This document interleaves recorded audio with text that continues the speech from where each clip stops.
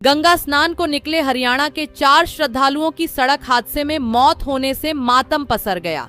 मंगलवार रात हरिद्वार के लिए निकले इन लोगों ने बुधवार सुबह गंगा स्नान किया था। इसके बाद वे सहस्त्रधारा जाने के लिए रवाना हुए, लेकिन उत्तराखंड के देहरादून में डोईवाला थाना क्षेत्र में मणिमाई मंदिर के पास उनकी गाड़ी हादसे का शिकार हो गई। हादसे में रोहतक के सोमपाल, विनोद और नरेश समेत 4 लोगों की मौत हो गई, जबकि अन्य लोग घायल हो गए। रोहतक की रूपनगर इंदिरा कॉलोनी निवासी सोमपाल हलवाई का काम करते थे। वे अपने कारीगरों के साथ हर माह गंगा स्नान के लिए हरिद्वार जाते थे।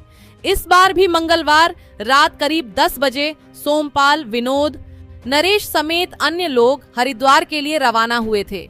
सुबह करीब 4 बजे सभी ने हरिद्वार में गंगा स्नान किया और इसके बाद सहस्त्रधारा के लिए निकल पड़े। इसी दौरान मणिमाई मंदिर के पास उनकी गाड़ी दुर्घटनाग्रस्त हो गई। हादसे की खबर मिलते ही रोहतक में परिवारों में कोहराम मच गया। परिजन सुबह ही देहरादून के लिए रवाना हो गए।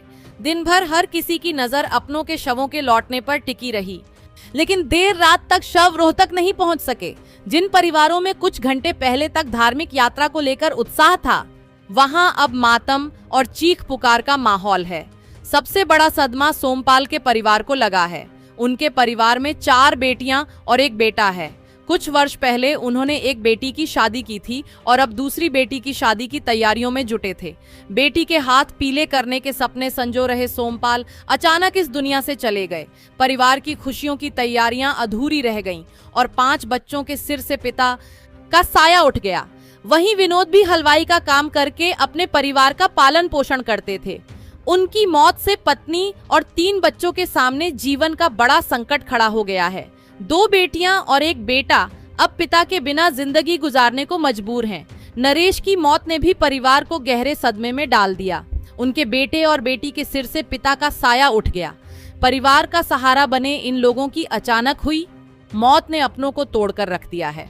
एक धार्मिक यात्रा से शुरू हुआ सफर 4 परिवारों के लिए जिंदगी का सबसे बड़ा दुख बन गया।